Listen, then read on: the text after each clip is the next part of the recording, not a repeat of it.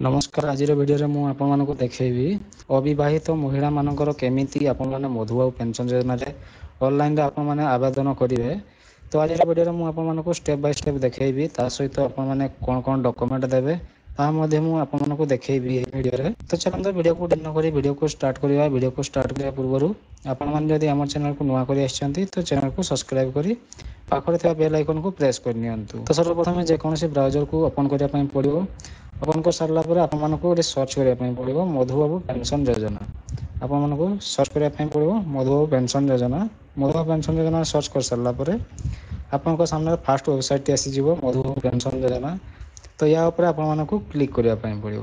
ତ ୟା ଉପରେ ଆପଣମାନେ କ୍ଲିକ୍ କଲା ପରେ ଆପଣଙ୍କ ସାମ୍ନାରେ ମଧୁବାବୁ ପେନସନ୍ ଯୋଜନାର ଫର୍ମଟି ଓପନ୍ ହେଇଯିବ। ଓପନ୍ ହେଇସାରିଲା ପରେ ଦେଖିପାରୁଥିବେ ପେନସନ୍ ଟାଇପ୍ ଅଛି। ତ ପେନସନ୍ ଟାଇପ୍ରେ ଏଠି ଆପଣମାନେ ଅନମ୍ୟାରେଡ୍ ଓମେନ୍ ଆପଣମାନେ ସିଲେକ୍ଟ କରି ନେଇଯିବେ।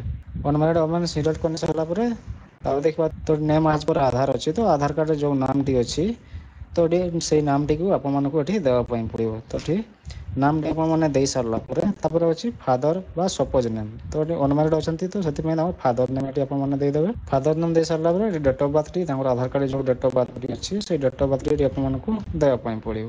ତାଙ୍କର ଯେଉଁ ଆଧାର କାର୍ଡ଼ରେ ଯେଉଁ ଡେଟ୍ ଅଫ୍ ବାର୍ଥଟି ଥିବ ତ ସେଇ ଡେଟ୍ ଅଫ୍ ବାର୍ଥଟିକୁ ଆପଣମାନଙ୍କୁ ଏଠି ଦେବା ପାଇଁ ପଡ଼ିବ।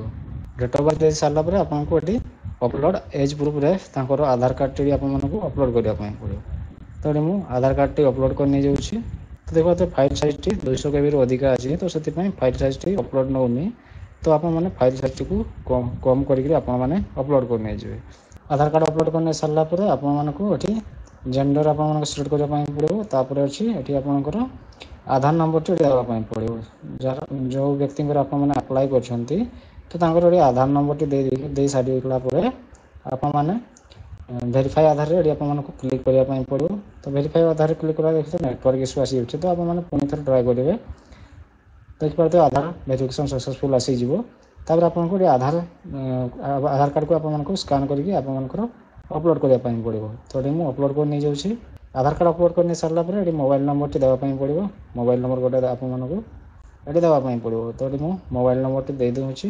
ମୋବାଇଲ୍ ନମ୍ବର ଦେଇ ସାରିଲା ପରେ ଆପଣଙ୍କୁ ଏଠି ଡିଷ୍ଟ୍ରିକ୍ଟ ଆପଣମାନଙ୍କର ସିଲେକ୍ଟ କରିବା ପାଇଁ ପଡ଼ିବ। ଷ୍ଟେଟ୍ ଅଟୋମେଟିକ୍ ଆସିଯିବ। ଡିଷ୍ଟ୍ରିକ୍ଟ ସିଲେକ୍ଟ କରିସାରିଲା ପରେ ଆପଣଙ୍କର ସବ୍ ଡିଭିଜନ୍ ଆପଣଙ୍କର ସିଲେକ୍ଟ କରିବା ପାଇଁ ପଡ଼ିବ।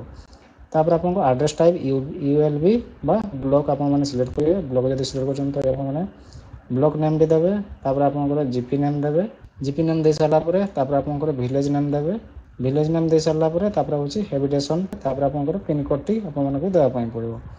ପିନ୍କୋଡ଼୍ଟି ଦେଇ ସାରିଲା ପରେ ଆପଣମାନଙ୍କୁ ଏଠି ସୋସିଆଲ୍ କାଟାଗୋରୀ ଏଠି ଆପଣମାନଙ୍କୁ ST SC OBC ଥିବ ସିଲେକ୍ଟ କରିବା ପାଇଁ ପଡ଼ିବ। ତାପରେ ଆପଣଙ୍କର ଇନକମ୍ ସାର୍ଟିଫିକେଟ୍ କିମ୍ବା ଆଦାୟ ରିପୋର୍ଟ ଆପଣମାନଙ୍କୁ ଏଠି ଅପଲୋଡ଼ କରିବା ପାଇଁ ପଡ଼ିବ। ତ ଏଠି ମୁଁ ଅପଲୋଡ଼ କରି ନେଇଯାଉଛି।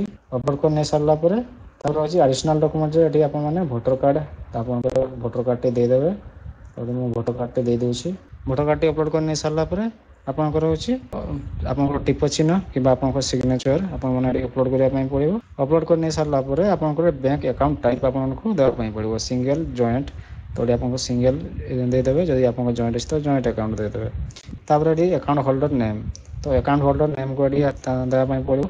ଆପଣଙ୍କର ଯେଉଁ ପାସବୁକ୍ରେ ଫ୍ରଣ୍ଟ ପେଜ୍ରେ ଯେଉଁ ନେମ୍ଟି ଅଛି ତ ସେଇ ନେମ୍ଟିକୁ ଆପଣମାନଙ୍କୁ ଏଠି ଦେବା ପାଇଁ ପଡ଼ିବ। ତ ଏଠି ମୁଁ ନେମ୍ଟି ଦେଇଦେଉଛି। ତାପରେ ଆପଣଙ୍କୁ ଆକାଉଣ୍ଟ ନମ୍ବରଟି ଆପଣମାନଙ୍କର ଦେବା ପାଇଁ ପଡ଼ିବ। ତାପରେ ଅଛି IFSC କୋଡ଼୍ ଆପଣଙ୍କର ବ୍ୟାଙ୍କ ପାସବୁକ୍ରେ ଫ୍ରଣ୍ଟରେ ଆପଣଙ୍କର IFSC କୋଡ଼୍ ଆପଣଙ୍କର ଫ୍ରଣ୍ଟ ପେଜ୍ରେ ହିଁ IFSC କୋଡ଼୍ ଥିବ। ତ ସେଇ IFSC କୋଡ଼୍ଟି ଆପଣଙ୍କୁ ଟାଇପ୍ କରିବା ପାଇଁ ପଡ଼ିବ। ତାପରେ ଆପଣମାନଙ୍କୁ ସିଲେକ୍ଟ କରିବା ପାଇଁ ପଡ଼ିବ। ତାପରେ ଏଠି ବ୍ୟାଙ୍କ ଆପଣଙ୍କର ଆସିଯିବ ଅଟୋମେଟିକ୍। ତାପରେ ଆପଣଙ୍କର ଏଠି ବ୍ରାଞ୍ଚ ବି ଆସିଯିବ। ତାପରେ ହେଉଛି ଆପଣଙ୍କର ପାସବୁକ୍ଟି ଅପଲୋଡ଼ କରିବା ପାଇଁ ପଡ଼ିବ। ତ ଏଠି ମୁଁ ଅପଲୋଡ଼ କରି ନେଇଯାଉଛି।